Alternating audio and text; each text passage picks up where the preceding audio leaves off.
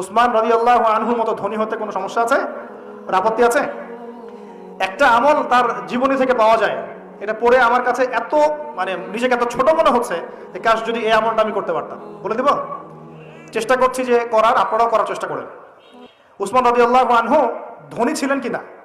তো নবীর কাছে গিয়ে বলছেন যে আমার ধন সম্পদ খুব বেশি বাড়ছে, ইয়া রাসূলুল্লাহ আপনি সম্পদ একটু কমানোর দোয়া করেন তো আমার জন্য। চিন্তা করা যায় মানুষ এমন দোয়া কেউ করবে এই যুগে? আচ্ছা, নবী সাল্লাল্লাহু আলাইহি ওয়াসাল্লাম বললেন তুমি উটের পিঠে, গাধার পিঠে খাওয়া দাওয়া করো, ঠিক আছে, খাওয়া দাওয়া করো। তো তিনি খাওয়া দাওয়া করেন। এখন কয়দিন পরে, কয়দিন বলতে কতদিন আল্লাহ ভালো জানেন, তিনি এসে বলছেন ইয়া রাসূলুল্লাহ আমার তো সম্পদ আরো আগের চেয়ে বাড়তেছে, দেখি আপনি কি দোয়া করলেন, সম্পদ তো আরো বাড়া শুরু করেছে এখন। তখন তিনি বলছেন যে তুমি যখন খাও তখন তোমার হাত থেকে যদি খাবার পড়ে যায় তুমি কি করো?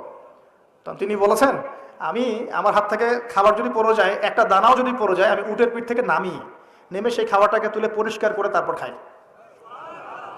উসমান রাদিয়াল্লাহু আনহু এত ধনী মানুষ, তিনি প্রতি বেলায় 100 মানুষকে খাওয়াতে পারেন, কোনো সমস্যা নেই। তিনি একাই তাবুকের যুদ্ধে 30,000 সৈন্যের দায়িত্ব নিয়েছেন। 30,000 সৈন্য 3 মাস যাবে, যাত্রা বিরতি করবে, খাবে দাবে, তাদের ঘোড়া অস্ত্রশস্ত্র সব দায়িত্ব একজন ব্যক্তি বহন করেছেন, উসমান রাদিয়াল্লাহু আনহু। কত বড় ধনী আপনি চিন্তা করেন। উনার মতো ধনী কোনো পররাষ্ট্রমন্ত্রীও নাই পৃথিবীতে এখন পর্যন্ত, কোনো বিশ্ব নেতাও নাই ওনার মতো ধনী, এখন কেউই নাই।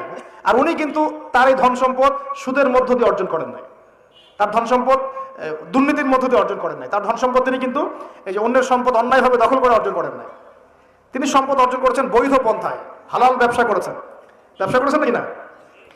এই যে আমল, তখন নবীজি বলছেন যে তোমার আমল যদি এমনই হয় তাহলে তোমাকে আল্লাহ পাক সম্পদ দিবে না, কাকে সম্পদ দিবে? মানে তুমি আল্লাহ পাকের যে সম্পদ, রিজিকের যে শুকরিয়া আদায় করো, কৃতজ্ঞতা প্রকাশ করো যে আল্লাহ আমাকে ভালোবেসে রিজিকটা দিয়েছেন, আমার হাত থেকে পড়ে গেছে, আমি তুলে খাই। এই যে আল্লাহ পাকের নেয়ামতের প্রতি তোমার যে শ্রদ্ধা, যে সম্মান, এর শুকরিয়া স্বরূপে আল্লাহ পাক তোমাকে এরকম সচ্ছল বানাই দিচ্ছেন, আপনি কিছু করার নাই। তো উসমান রাদিয়াল্লাহু আনহুর মতো ধনী হতে কোনো সমস্যা আছে? তিনি কৃপণ ছিলেন না, তিনি আল্লাহ পাকের নেয়ামতের শুকরগুজার ছিলেন। ভুল ব্যাখ্যা নিবেন না, তিনি আল্লাহ পাকের নেয়ামতের শুকরগুজার ছিলেন। আমরা আল্লাহ পাকের নেয়ামতের শুকরিয়া আদায় করবো ইনশাআল্লাহ, এবং যা রিজিক আল্লাহ আমাদেরকে দিয়েছেন এতে সন্তুষ্ট থাকবো ইনশাআল্লাহ, এবং হালালভাবে চলার চেষ্টা করব। আল্লাহ পাক আমাদেরকে ধন দিলে সেই ধন সম্পদ যতটুকু আমার পরিবারের জন্য প্রয়োজন, বাড়তিগুলো আমরা আল্লাহর পথে দান সাদাকা করবো ইনশাআল্লাহ তাআলা। আল্লাহ পাক আমাদের সবাইকে আল্লাহর রাস্তায় দান করার তৌফিক এনায়েত করুন, আমিন।